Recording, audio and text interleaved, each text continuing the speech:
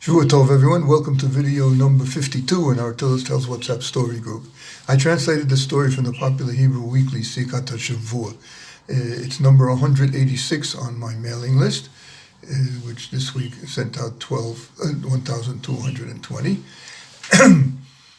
And it's also included in my second book, Festivals of the Full Moon. Its title is A Good Day for a Parade. 12 days before Rosh Hashanah of 1734, the Baal Shem Tov was decreed by heaven to reveal himself as he was the holiest man on the planet Earth and the founder of the fledgling Hasidic movement. But before that, he worked hard to conceal his unique spiritual powers, well hidden from the public eye.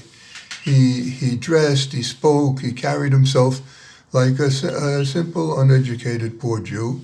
He supported himself doing simple labor and sometimes as a helper in Jewish children's schools. But there were occasions when he needed to utilize and reveal his powers in order to save Jewish lives or even whole communities. When that would happen, as soon as the need was taken care of, he would immediately move to a distant location where he wasn't known at all. One of these occasions took place on the Lag BaOmer.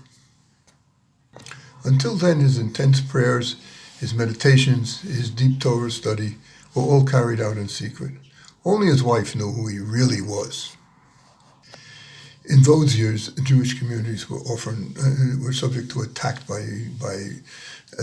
gangs of wild Cossacks or other kinds of violent, evil people. They would beat the Jewish men, sometimes fatally. They would rape the women. They would plunder all the property and in general destroy whatever Jewish property they could get their hands on. The community that the Baal Shem Tov was living with, where he was working as a helper to the teacher of Jewish boys, received word that a gang of such robbers and murderers was approaching their town. The community decided as a whole to abandon the town and retreat to the hills, to the nearby hills, and waited out for a few days until the Cossacks would calm down and go on their way. And so they did. Yisrael Baal Shem Tov went with them, and from the hills where they were, they could see into the town what was going on. Sure enough, the Cossacks arrived. They got very frustrated that there were no Jews around to beat up and rape, and they broke into the warehouse of wine. They drank themselves into a drunken, crazed stupor. Then they broke the rest of the barrels. They burned down the building, and the Jewish community was terrified that now they would turn their attention to the surrounding hills and come to hunt for them. Well, that didn't happen right away. A few days went by.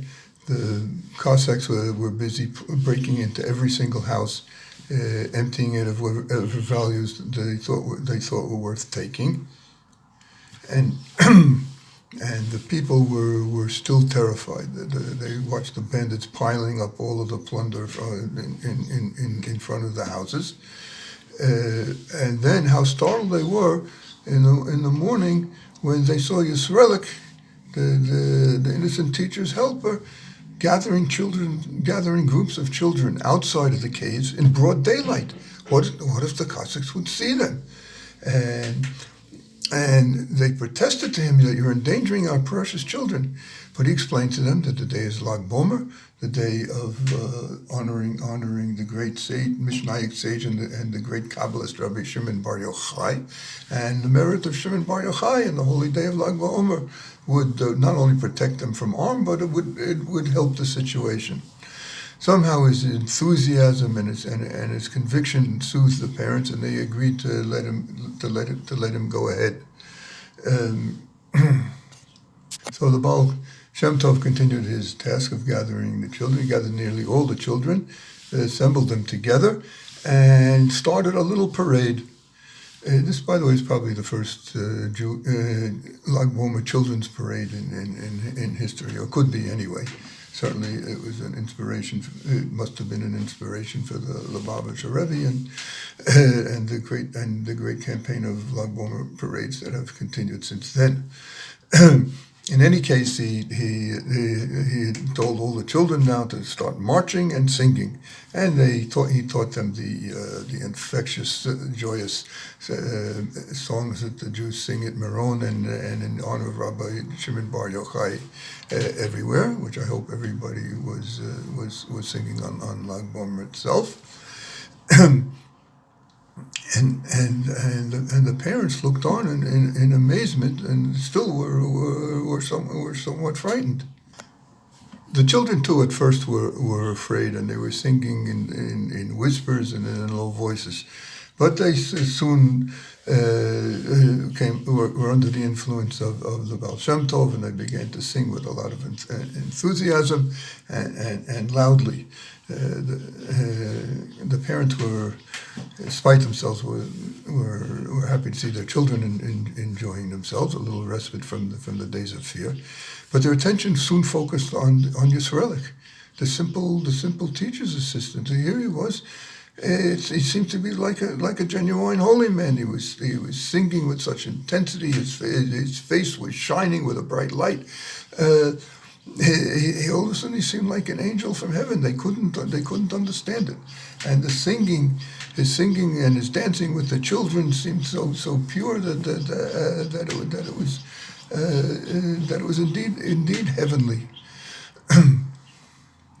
The parade and the singing went on for a long time, and finally the Baal Shem Tov motioned to the children that they could stop and they should sit down in orderly rows before him, and he distributed to them treats that he had brought with him as a reward, and he told them stories from the Midrash and the Talmud about Rabbi Shimon Bar Yochai and about Rabbi Akiva, the themes of the holy day of Lag BaOmer. The children listened with rapt attention. They felt the powerful love that the Baal Shem Tov had for each one of them, and they responded in kind. The parents were still nervous that here was the Baal Shem Tov. He may be a holy person, but he's outside in full view with the children for now a long time. So they were quite concerned.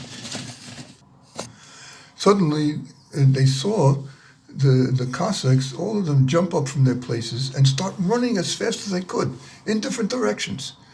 And they got really scared. They thought this was they were now coming to the hills to search for them, and they were excited that they were going to find the Jews and beat them.